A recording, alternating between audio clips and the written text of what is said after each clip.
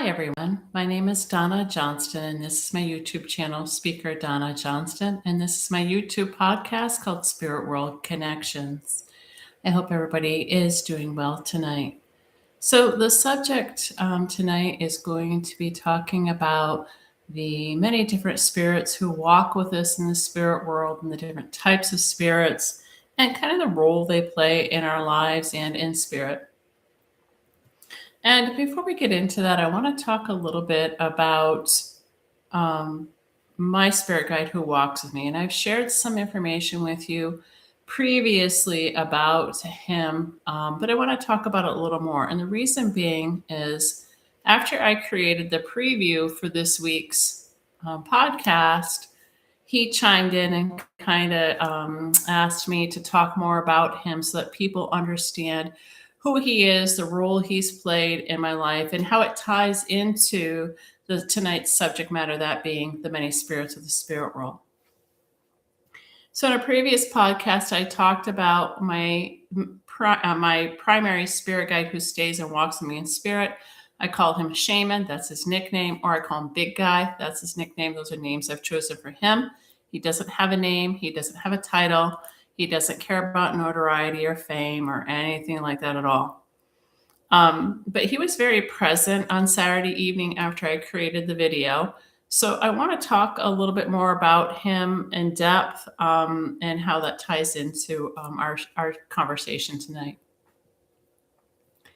So in the previous podcast, when I was talking about him, I shared how, I first really came to know of him when I was a little girl and there was chaos in my family home, and I would go and hide behind a chair. And when I would go and hide behind the chair, he was with me. I could feel a male spirit with me. Later on, when I was about 7, 8 years old, when I used to see a man praying over me at night, I didn't know that that was the same male spirit that was with me behind the chair. I just knew that I saw what looked to be a man with dark hair, glasses, heavy 5 o'clock shadow, praying over me at night. And then there were other times when I talked about how I used to have spirits in my room, and I would read to them and I would say that I was their teacher.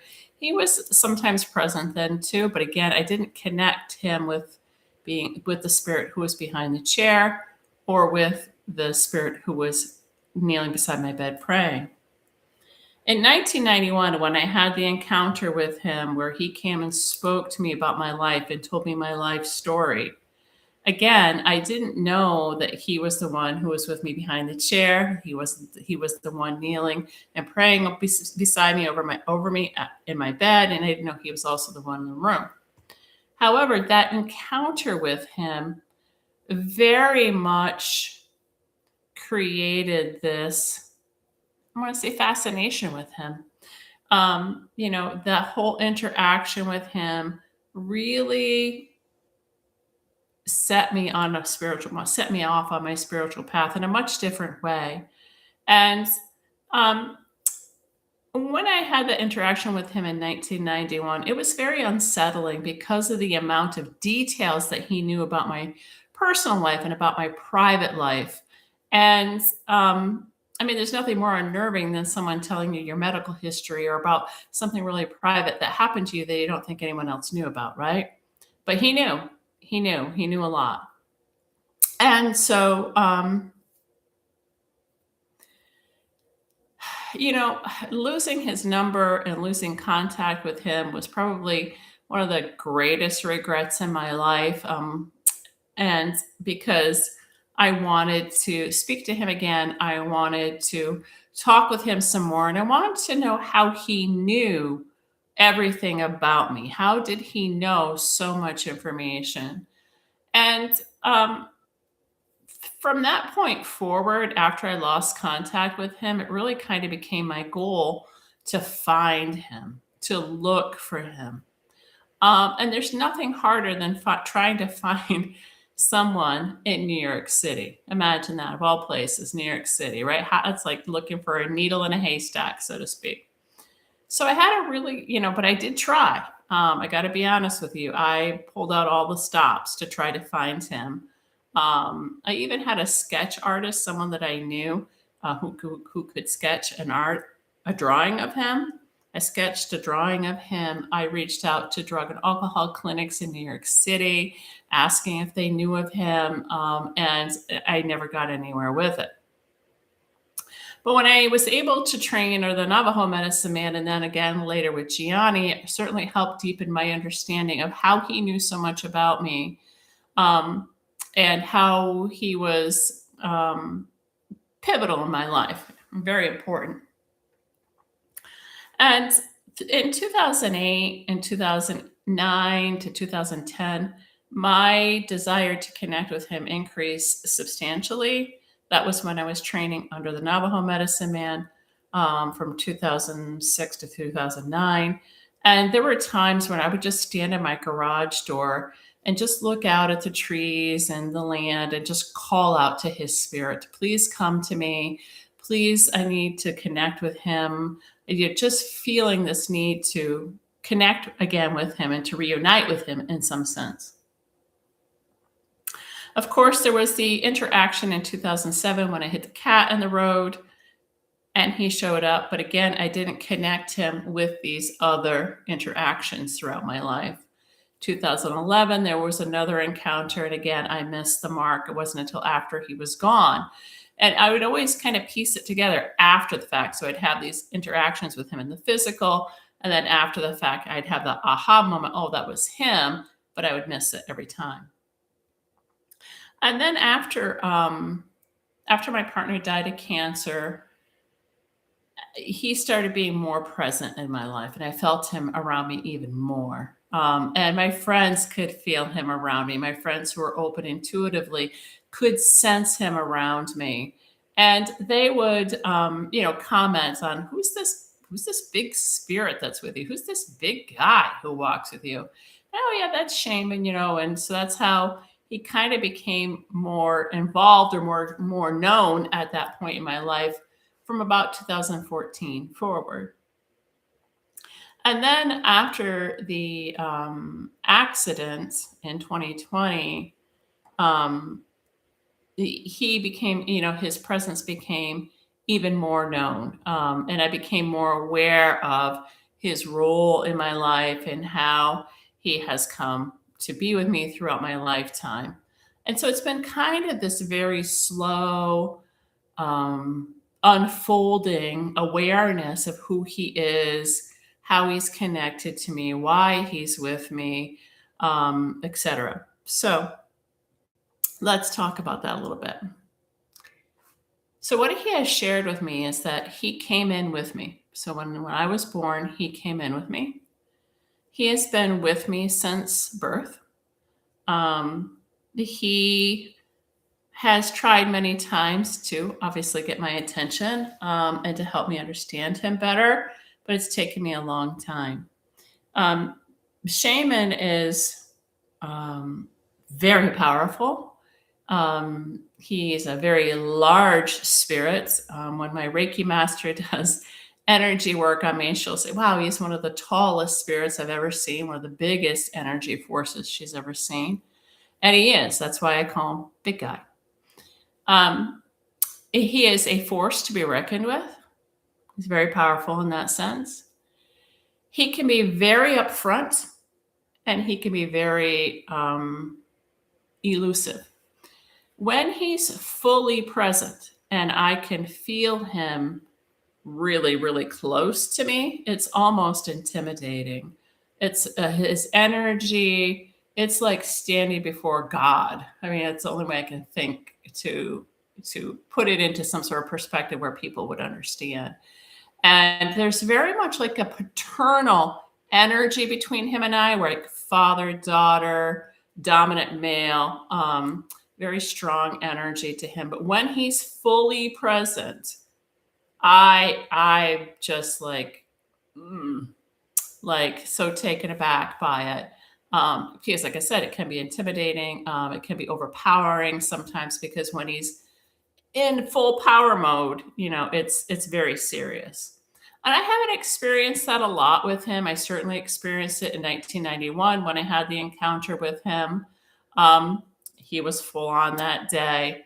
And there's been a few times since I've moved here that I have felt him full power, what I call full power, and he's fully present. But he's not always that strongly, if that makes sense. Um, so he can expand his energy to be very, very big, and he can bring it down to being so small that I barely feel him around me. Sometimes I don't sense him around me, but that doesn't mean that he's not, because he is. And to put it in his own words, he knows every detail of my life. He knows every time I blink my eyes, every time I sneeze, every time I've made a wrong move, every misstep I have taken in my life, every bad thing I've ever done, every good thing I've ever done, all my relationship histories, my friendships, etc. He knows every single intimate detail of my life. And one of the things he said to me on Saturday night was that he knew even he said he knows even my painful secrets, and that being related to my childhood, the things that happened to me that I don't have a cognitive memory of, he knows. He knows every single minute detail, every single intimate detail of my life. And he could tell you everything about me and then some. And for some people, that can be, intimidating, right? To know that someone knows all about you. And it was intimidating to me in 1991. It was terrifying to me. But over the years, as I've come to know of his presence, I know that his role in my life is to guide me in spirit, to watch over me here also in the physical world. He's my BFF by far, BFF, my best friend forever. And what's interesting about it is that throughout my lifetime, he's been right under my nose. He's been right here. And for a long, long time, I didn't realize it. So when I'm standing in the garage door calling out to his spirit, he was there. I just didn't know it. And he is a very old spirit. He's very serious. He's very connected. He's very grounded. He's very holistic.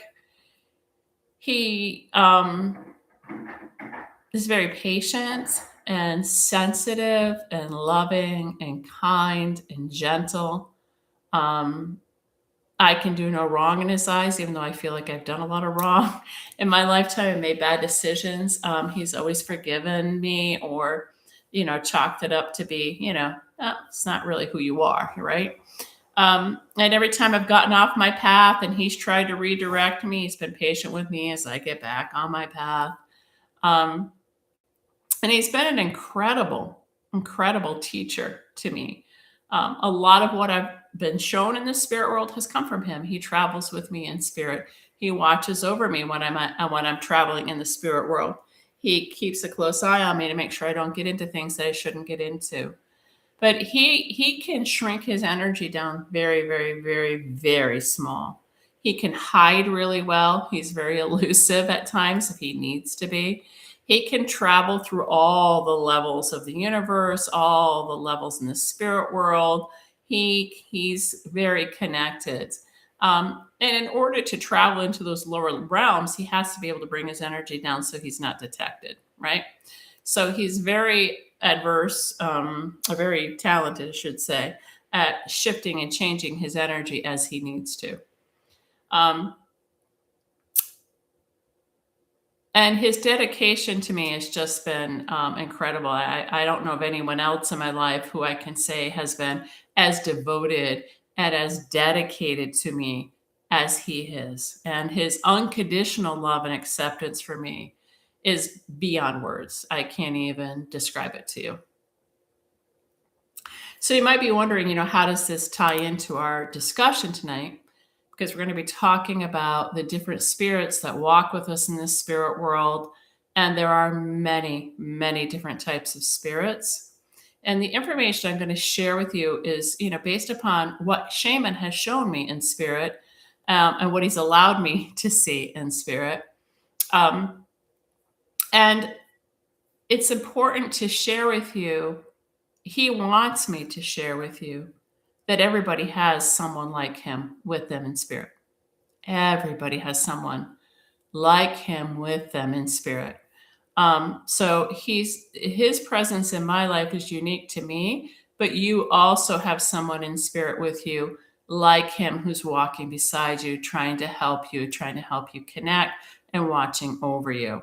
And why is that important? Well, it's important because that's there's a spirit with all of us that's assigned to us individually, and it could be a male, could be a female spirit. I also have a female spirit who walks with me in dream time, and I've never seen her. I don't know what she looks like, but I can only hear her voice, and she's very soft spoken, very gentle. But she has shown me a lot of things in dream time. She is not my primary guide. Shaman is my primary one, who's always present and who I rely on the most. But there are other spirits out there as well. But for you individually, it's important for you to connect with your guide who's walking with you in spirit. And it's also important to understand, and I can't emphasize this enough, there's this misconception that our spirit guides are our ancestors, our biological family members. Not always true. Because in the spirit world, we have our ancestors who are here with us biologically, and then we have a spiritual family as well. So you have your biological family, and then you have your spiritual clan or your spiritual tribe in the spirit world, who can be very different than your biological ancestors are. Um, so, with that said, when we're talking about the many different spirits who make up the spirit world, there are spirit guides, right? These are just spirits who are out there working, and they can come in and out at different times of your life. They can come in to provide assistance. They can come in to provide guidance. They might walk with you in dream time. They might show you things in visions. And then there's what some people call master guides. And these guides are older guides. They're more elevated in the spirit world. They're a little bit higher up. And then there's also the ones called the ancient ones. And that's a term that's used sometimes in the indigenous culture. You'll hear them talk about the ancient ones. And who are the ancient ones? The ancient ones are the spirits who are very, very old in spirit. Shaman is one of them. And they don't typically come back in the physical world. They work on the other side. They're assigned to people who are in the physical, and they walk with you and they guide you in spirit. And they're called the ancient ones. And they don't, like I said before, they don't typically come back here, and they don't come back. If you think of it in terms of reincarnation, and our souls are reincarnated, and throughout lifetimes we move up in levels depending on what we've accomplished in our life and the type of life we have led. We move up in levels, right? Well, the ancient ones they're at the top. They're at the top. They can choose to come back, but they typically don't. They can choose to come back. Shaman's correcting me on that. They can choose to come back, but they typically don't. They typically stay in spirit and work with you in the spirit world. Hawks are very tied to the ancient ones also. They're very symbolic of the ancient spirits. So if you see a hawk, that's usually indicative that an ancient one is checking in on you in spirit. There are angels that walk among us too. My Reiki master will talk about archangels. I don't see archangels as much as I do just angels. They're just angels. They have a wingspan. They're usually smaller in size, but they're very, what's the word I'd use? Gentle. They have a very gentle spirit to them, a very light spirit to them. They bring a lot of love, a lot of light, a lot of healing energy. And they're pretty elevated in the spirit world too. There's also, we talked last week a little bit about extraterrestrials. You hear that term a lot, or aliens. That's not a term that they use in the spirit world to describe them. That's a word we have given to them. And I call them beings. They're usually they look a little different. Their facial features might be more blunt. Their ears might be a little more shaped differently, have a little bit more of a peak to them. They are not green like you see in pictures depicted of aliens. They look like a human being, but their facial features are different. And the ones that I have encountered have been very wholesome, I think more curious than anything to make contact with me, and just represent a lot of love and positivity that comes from them. I've never encountered a being of that nature who has had any bad vibe to them at all. They're just more curious and they want to connect and understand us just like we want to understand them. And then there's also the council. And what is the council? Well, the council are a group of spirits that are assigned to you that meet to discuss how you're doing. To meet, and they talk about how you're doing in your life and where are you in terms of your own spiritual connection. And whenever I see them meeting about me, and there's usually about 6 of them, and they sit around like an oval shaped table, looks like an old stone table. I always say to myself, oh boy, I must have done something wrong. But that's my joke. So the council does meet, and again, they could be made up of many different types of spirits, but they meet and to discuss you and your spiritual path and how you're doing in your life. And I don't see them a lot, but I do see them on occasion. So, and there's also so many different realms in the spirit world and different spirits that you can encounter in different realms. There are different portals in the spirit world. So there's so many different levels of existence, different spirits that are out there. And I'm absolutely positive I haven't even encountered a tenth of them. So, because it's so vast and so complex, and there's just so much to it. But there's also some spirits who have shown themselves to me. They call themselves the keepers of the light. And they come forward whenever I see them, usually a group of them, and they're each carrying like a torch or a light in their hands, the keepers of the light. And they come forward sometimes when I'm doing readings. They'll communicate messages from spirit about people that I'm doing readings for. I don't typically see them when I'm meditating for myself so much as I do when I'm going into spirit and I'm reading for people. The keepers of the light will come forward and convey messages. There's also so many different, depending on what realm you're in and what level, and if it's in a different portal, there could be also different gods and goddesses. And they've shown that to me as well.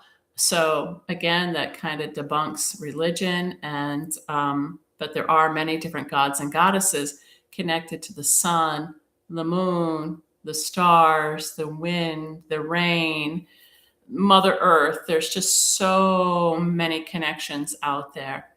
And they all serve a purpose. And that purpose may be different depending on what level they're on and what they're serving out in the spirit world. So, with this said, I just want to open this up and ask, does anybody have any questions so far?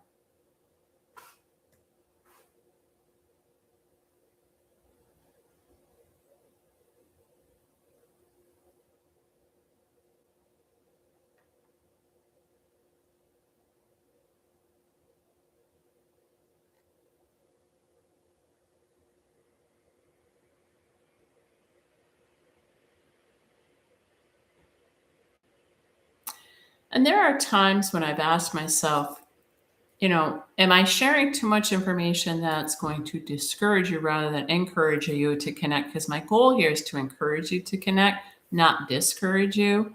But you need to understand that it's a process. And I mean, it's taken me a long, long time to understand shaman, right?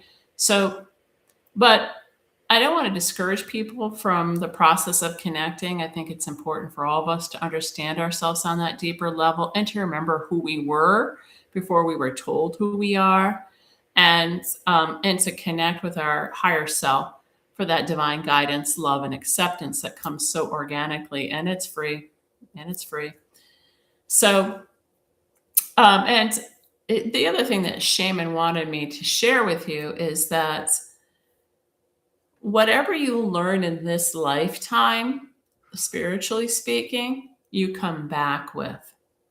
So if you're sitting there thinking, I'm too old for this, or it's too late, or I'm nearing the end of my life, it's never too late to connect with spirit.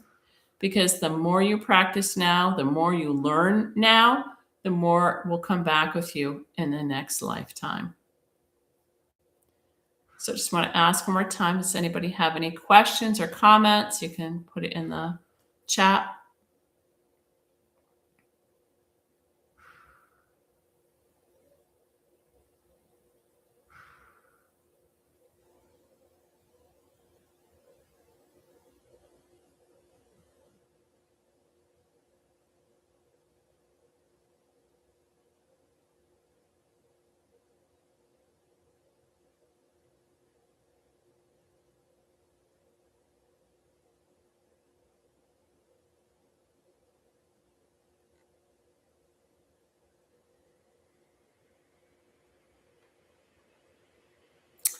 And I do want to do a guided meditation with you tonight. It's going to be a drumming meditation. So I'm going to be doing that here in a few minutes. Just waiting to see if anybody has any questions or comments.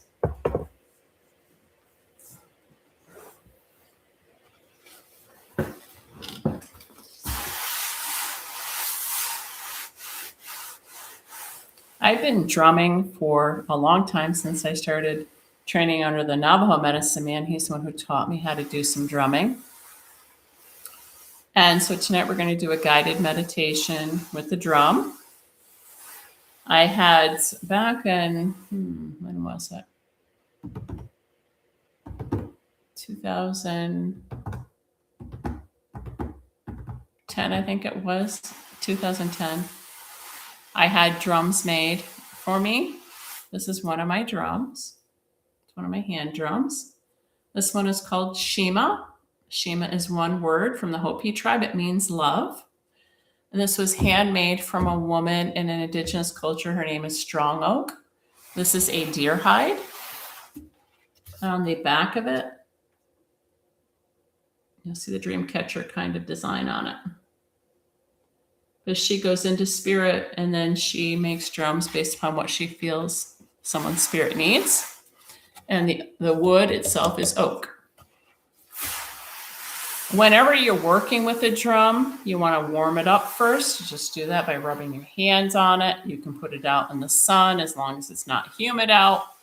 Or if you have a fireplace, you can set it beside the fireplace for a couple of minutes.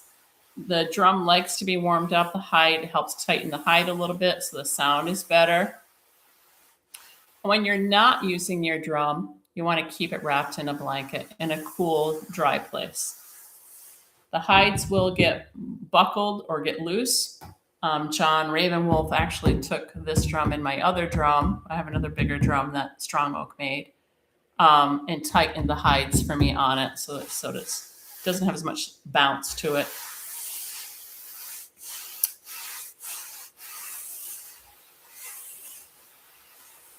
And the song I'm going to be singing with you tonight, it's called Shema. Again, it's one word. It means love.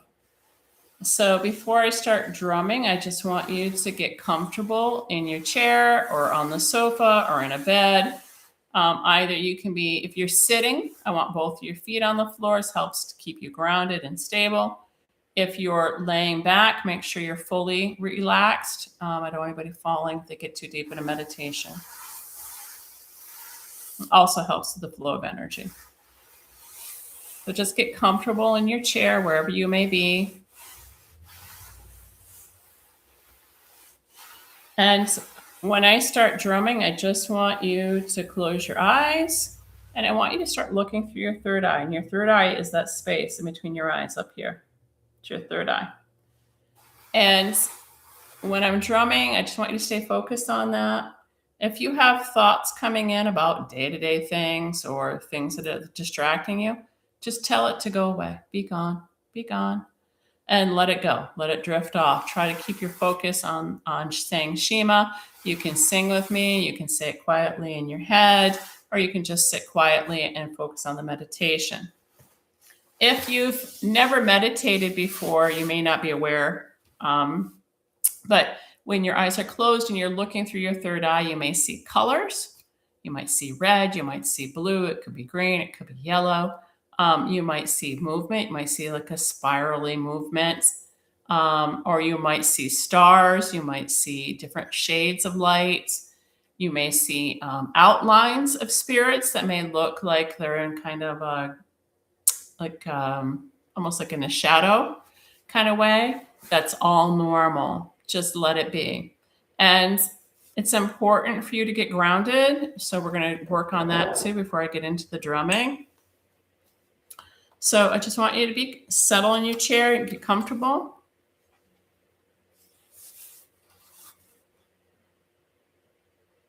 And I want you to ask your spirit guides to come forward and to be with you during this drumming meditation.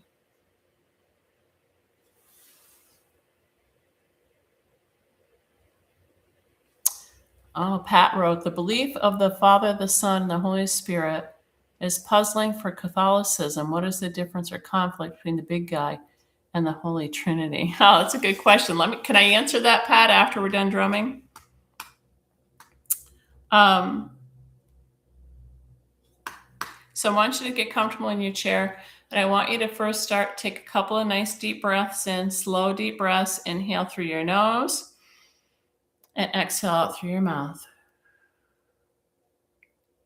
And it's important that you stay focused on your breathing during this meditation. So big breath in through your nose, exhale out through your mouth. And we're going to ask the Great Spirit to come forward, to bring forward our spirit guides who walk with us in spirit, to bring forth our primary guide who also walks with us in spirit to be present. And we ask the Great Spirit to surround us in white light of love and protection and to guide us during this meditation. Allow the white light to surround us and to remain with us throughout the meditation and keep us safe from any harm or any negative encounter.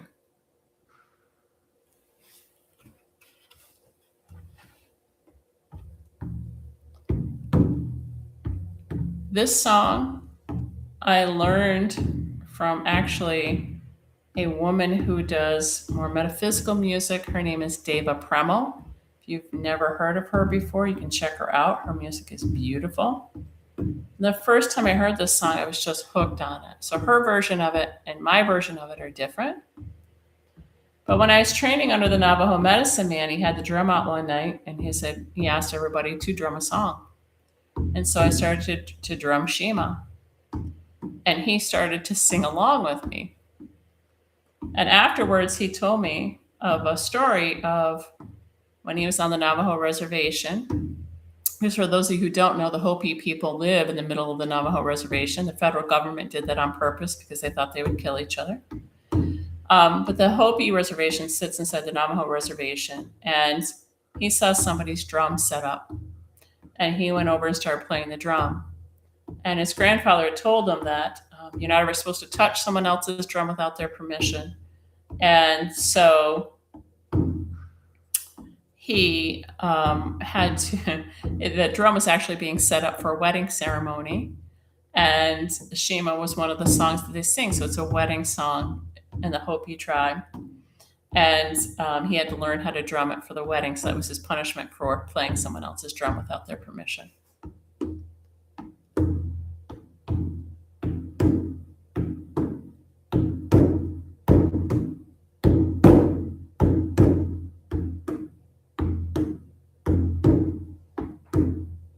And I will sing for part of this, and then I'm going to go to just drumming and then back to singing. So if you don't hear me singing, I just want you to stay in that meditative state.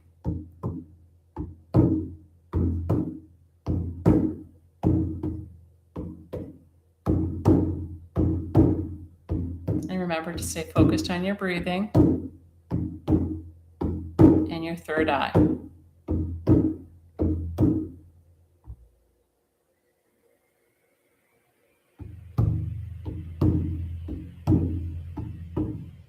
Shema, Shema, Shema,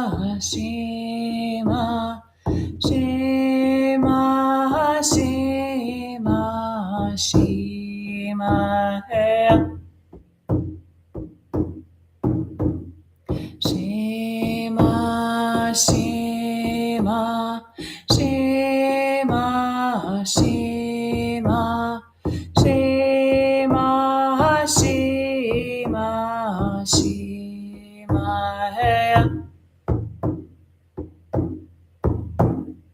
Shima, Shima, Shima, Shima, Shima, Shima, Shima, Heya.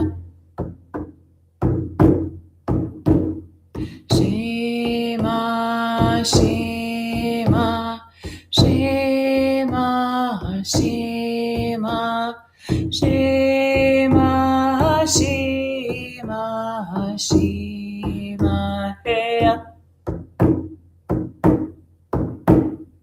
Shima, Shima, Shima, Shima, Shima, Shima, Shima, Heya.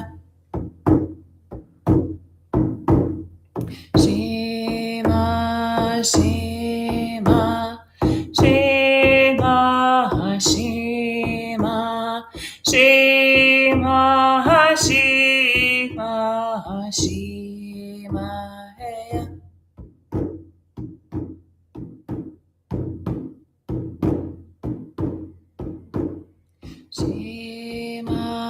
Shima,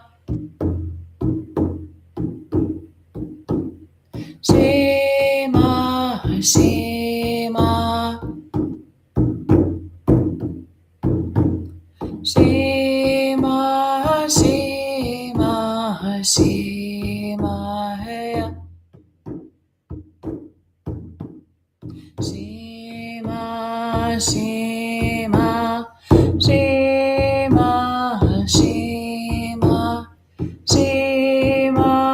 Shima, Shima, Heya.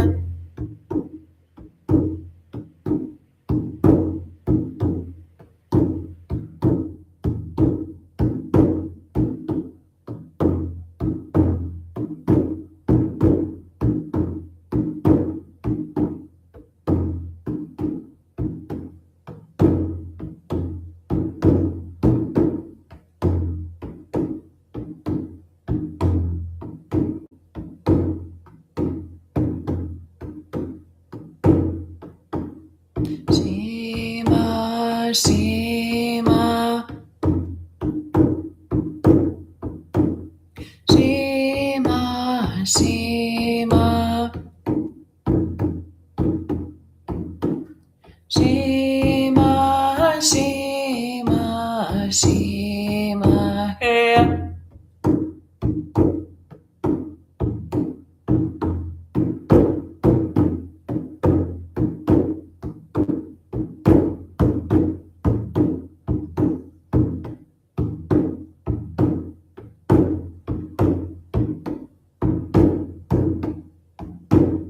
Shima, Shima, Shima, Shima, Shima, Shima, Shima, Heya.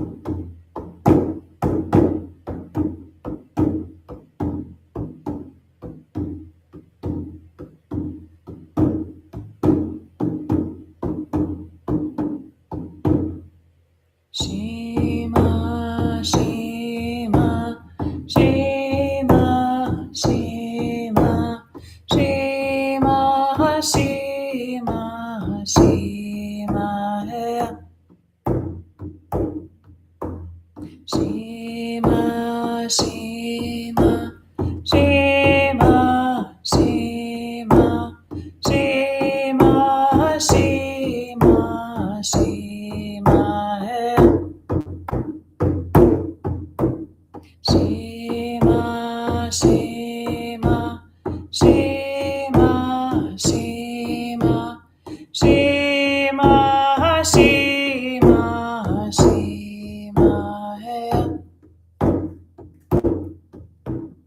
Shema, Shema,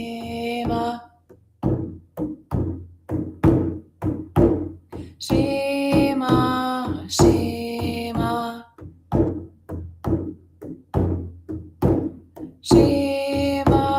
Shema,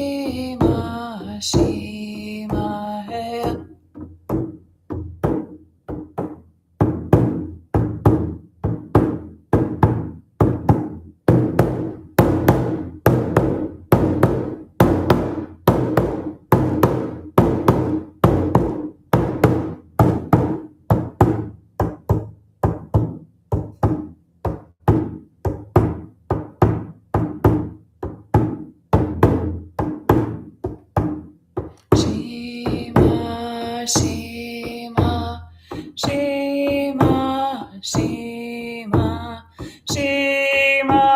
Shema, Shema, Shema.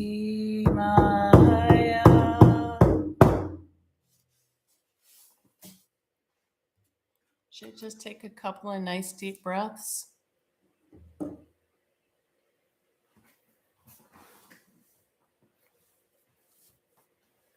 And when you're ready, you can come back into the room and open your eyes.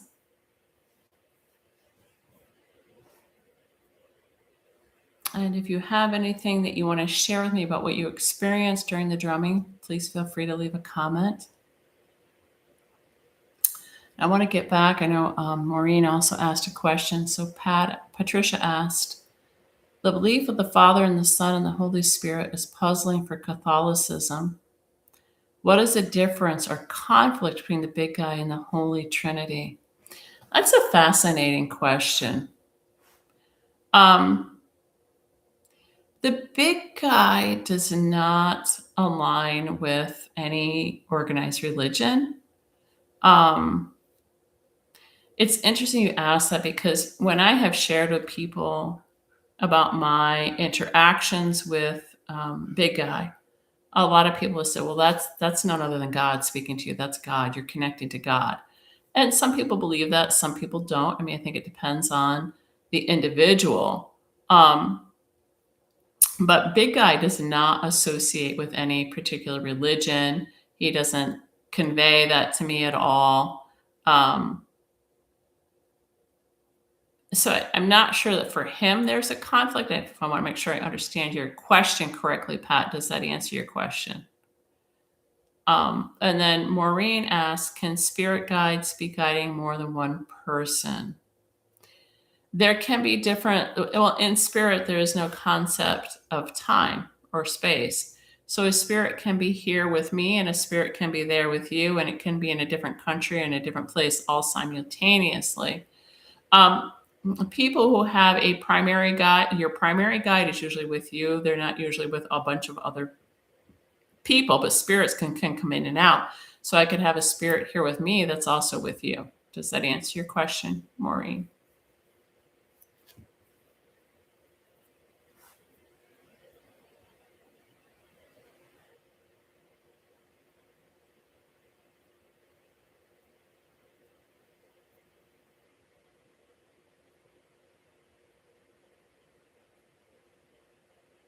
Any other comments or questions before we wrap up?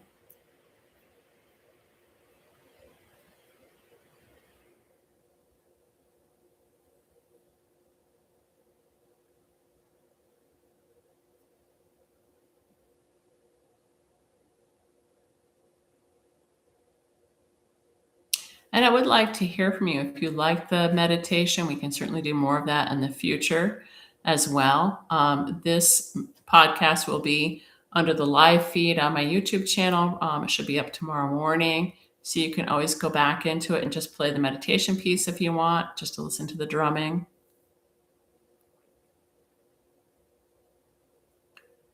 Oh, so Patricia said, yes, I believe that everyone may have a different higher power. Okay.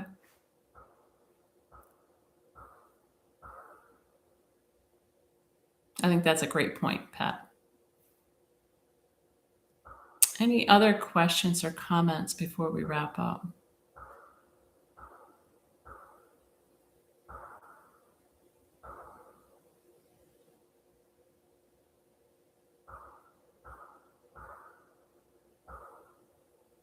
And as I've said before, I'm always open to suggestions. If there's something specific that you're looking for me to talk about during a podcast, please reach out to me because I want to hear from you.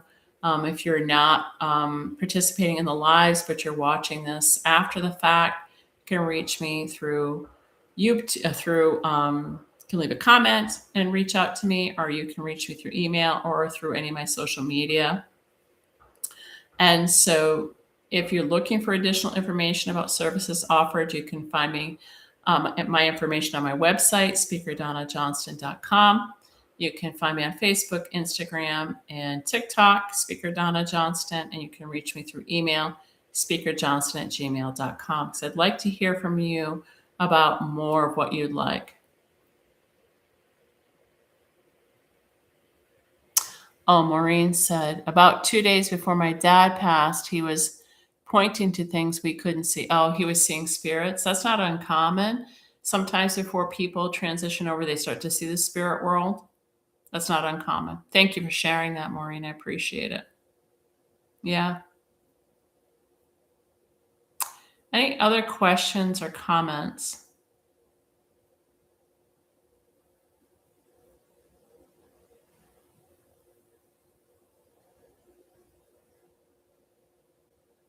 How do you get rid of headaches while meditating? Oh, so you're getting a headache when you meditate. Can you tell me, is it a frontal lobe headache? Is it up front?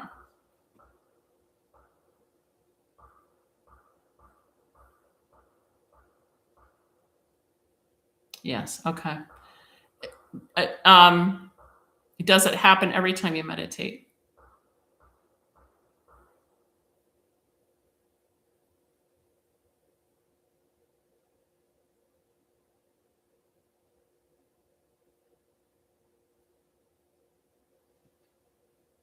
Okay. Yeah. Okay. Um, Sometimes people will get headaches when they're meditating, or sometimes they get headaches because of spirits that are around them trying to get their attention. So that's not uncommon. Something you could do is, do you smudge yourself before you meditate? So smudging is a subject we haven't discussed yet, but I can discuss that more. I was going to talk about that next week. We're talking about energy, as long as Shaman allows it. So you could smudge yourself. Um, is it overload? It could be, but most likely it's coming from a spirit that's trying to connect with you. And so it's more like probably pressure, would be my guess. But you want to ground yourself. It's always important to ground yourself before you get into a meditative state. And also smudge yourself if you can, or sea salt will also help kind of ground your energy before you meditate. But you could also, Christine, when you're in that, before you go into meditation, ask your primary guide to come forward and to block out any of that, to see if you can calm it that way. Have you ever had any Reiki done before?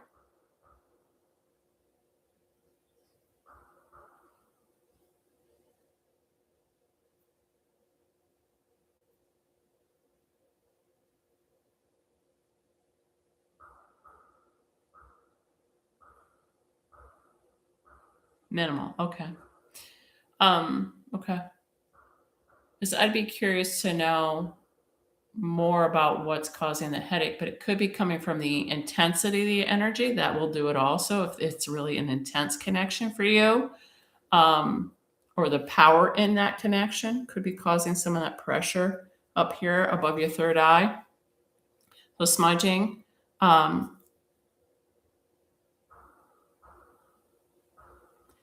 is Maureen asks, is anyone else's connection buffering a lot? I don't know, Maureen. I know people are going in and out, so that may be an issue. Yes, correct. Okay. So when you go into your meditation, Christine, I want you to ask your spirit guides to come forward and to block out anything that is not up for your higher good or for your higher purpose. And ask the spirit world to block out anything that may be causing you any physical pain. It could be the pressure, it could be the intensity of the connection. I know sometimes when I've done energy work on people, when I'm pushing energy through them from their feet up, they will complain of a headache up here in the front. So that's not uncommon too. So it could be the energy, the intensity of the energy that's causing the headache too. I hope that answers your question, Christine. Hmm. Yeah, I'm sorry you're having problems, Maureen. I don't know. No one else has said that they're having an issue. Hmm. That's frustrating. I'm sorry. So hopefully, Christine, that helps. Any other questions for you from others out there?